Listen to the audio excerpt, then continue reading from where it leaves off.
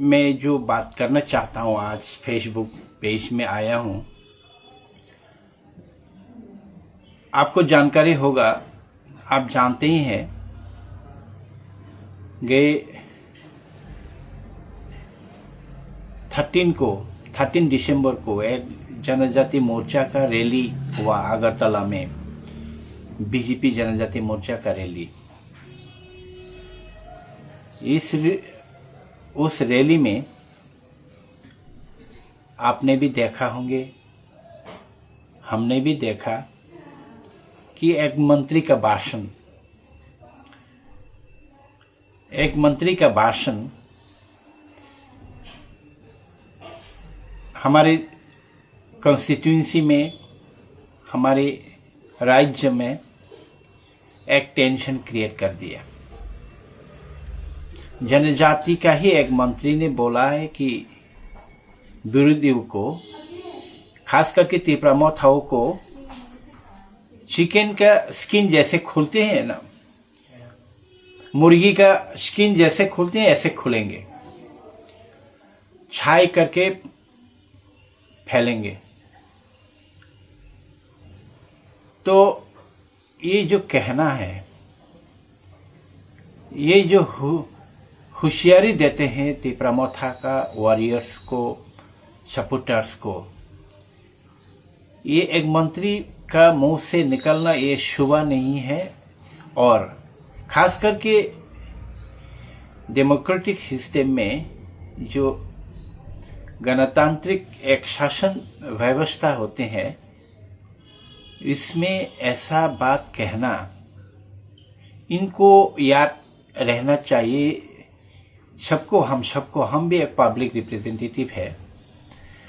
हम एमडीसी जब बने या किसी और एमपी या विधायक जब बनेंगे, जब बनते हैं, तो हमको एक शपथ ग्रहण करना पड़ते हैं। जो शपथ ग्रहण में हमको बोलना पड़ता है कि हम वो चीज़ नहीं कहेंगे, वो चीज़ नहीं करेंगे, हम लोगों के हित के लिए काम करेंगे, देश के लिए सेवा के लिए काम करेंगे। किसी वायलेंस पर, किसी हिंसा पर हम कोई ऐसा बात नहीं बोलेंगे, ऐसा कार्य नहीं करेंगे, ऐसे बोलने पड़ते हैं। तो हमें अभी भी याद है, तो जिस मंत्री ने जो कल इतना भयानक बात की है, इनको याद में रहना चाहिए कि आपने क्या कहा था और आप क्या बोल रहे हैं। एक संविधान के एक पद में रहते हुए किसी एक मंत्री को या किसी एक विधायक को या एक एमपी को ऐसा मुंह से ऐसा बात निकालना, ये देश के लिए हित में नहीं है, ये राज्य के लिए, हमारे राज्य के लिए हित में नहीं है।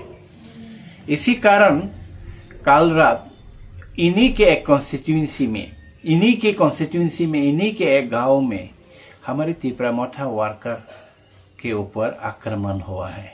वो भी रात में चुप के जाके मुंह में बस्ता डाल के इनको मारा गया, इनके सर पर भार किया गया। हॉस्पिटल में जा गया कल, लेकिन हॉस्पिटल से कुछ इलाज करके कोई वैक्सीन नहीं, कोई वो दवाई नहीं, उसको थोड़ा मरम पत्ती करके छोड़ दिया गया। मैंने कहा अभी थोड़ी देर पहले फोन हुआ था, इनको फिर से हॉस्पिटल में दाखिला किया जाए, क्योंकि इनकी तबीयत अभी भी ठीक नहीं है।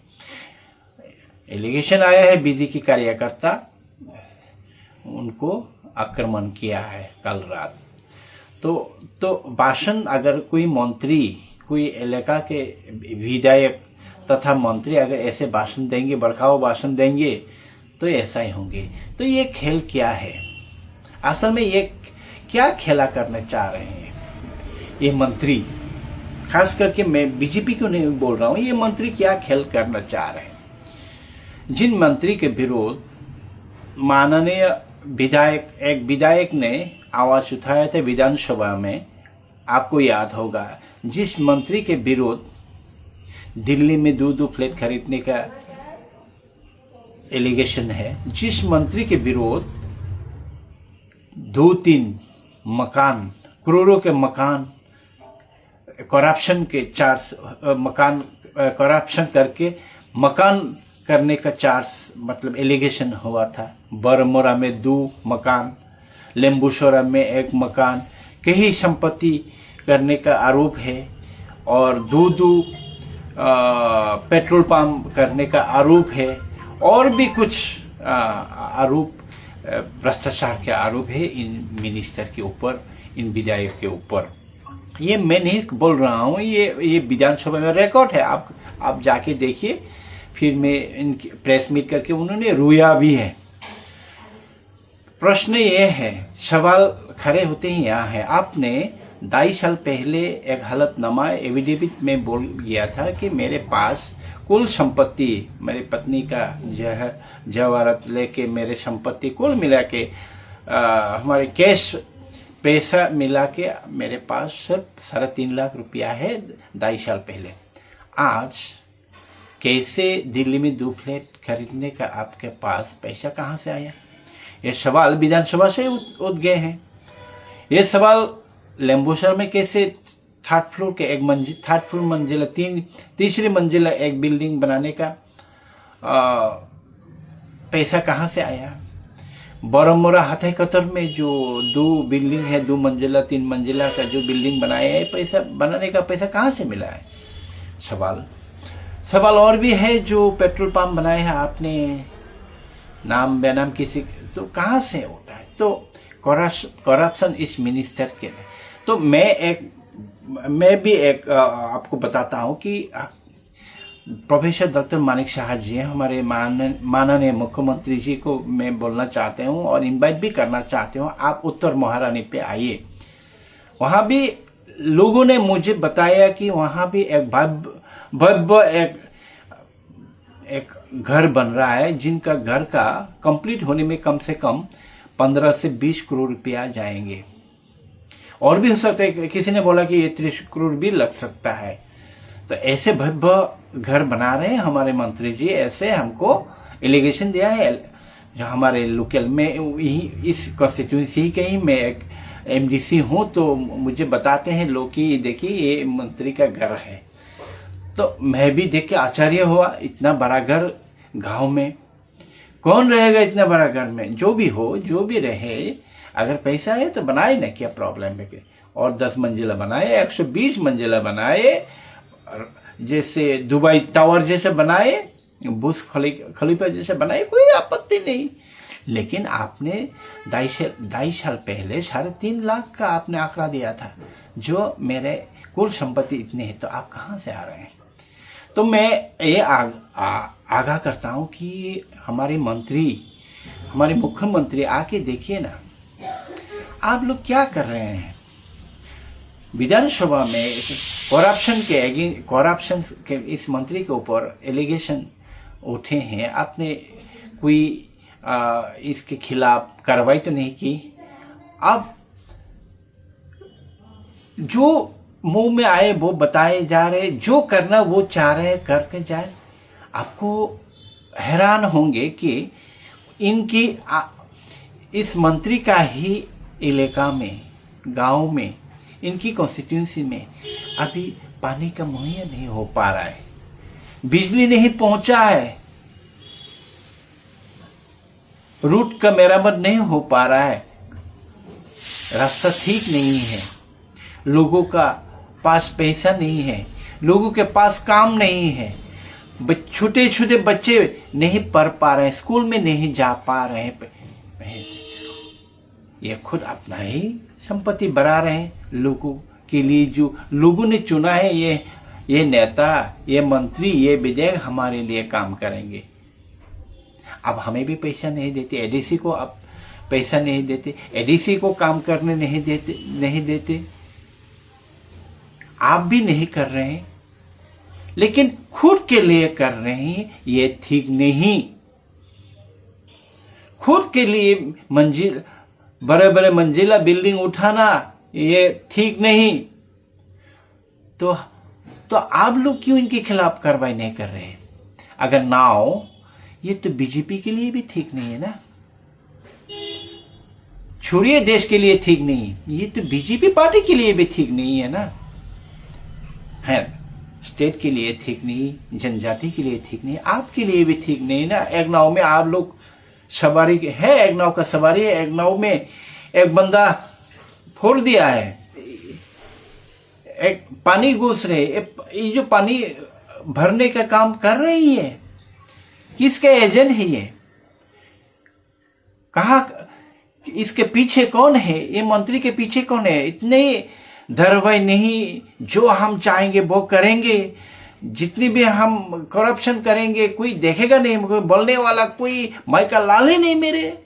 ऐसा अगर करते रहेंगे तो हमारे जो सिस्टम है, हमारे जो पॉलिटिकल सिस्टम है, हमारे जो ये डेमोक्रेटिक सिस्टम है, सबसे largest democratic system in the world, और सबसे ज्यादा पार्टी जो आपका बड़ा पार्टी जो बीजेपी, इसके लिए भी खराब है। तो आप क्यों कार्रवाई नहीं करते? ठीक है, आप कार्रवाई नहीं करेंगे तो ठीक है, लेकिन लोग थाम लिया है। अभी लोग, कृष्णपुर के लोग, हमारे इलाका का लोग थाम लिया है, अभी चुप बैठने वाला नहीं है। अभी हम खेला दिखाएंगे आपको। अब ऐसे बोलेंगे चिकन जैसे छूलेंगे, मोथा को ऐसे छूलेंगे, ऐसे बात बता सकते हैं आप मंत्री होके? आग लगा के छाई बना देंगे, ऐसे राग बना देंगे, मतलब शायद मतलब राग बना देंगे, किसी को आप बोल सकते हैं ऐसा? जरा सा ये कॉग्निटिबल ऑफेंसेस है, इनको गिरफ्तार करना चाहिए, इनको जेल में डालना चाहिए, इनको मंत्री पद से अभी हटाना चाहिए, इनके विधायक पद से बर्खास्त करना चाहिए इनको। हम अभी चुप बैठने वाला में से नहीं है। आप क्या कर रहे हैं सरकार? ऐसे सरकार चलाते हैं आप? ऐसे लोगों को बिठाते हैं आप? ना शिक्षा है, ना पढ़ाई है, ना क्वालिफिकेशन है, ना कॉन्स्टिट्यूशन का कोई जानकारी है, ना लॉ का कोई जानकारी है। अब जय मन में आए बोल जाए सबके सामने, शरेआम बाजार में बोल जाए जो मन में आए, और आपको ताज्जुब हुआ? मुख्यमंत्री को सामने बिठा के बात कर रहे हैं, ऐसे बात कर रहे हैं, कांग्रेस ऑफेंसेस बात कर रहा है। और वो मंत्री थे और विधायक थे, बड़ा बड़ा पुलिस ऑफिसर के सामने ऐसे बात कर सकते हैं आप? और कर तो लिया, कार्रवाई क्यों नहीं होते? तो हम चाहते हैं जल्दी से जल्दी कार्रवाई हो। हम अभी थाम के बैठने वाले में से नहीं है।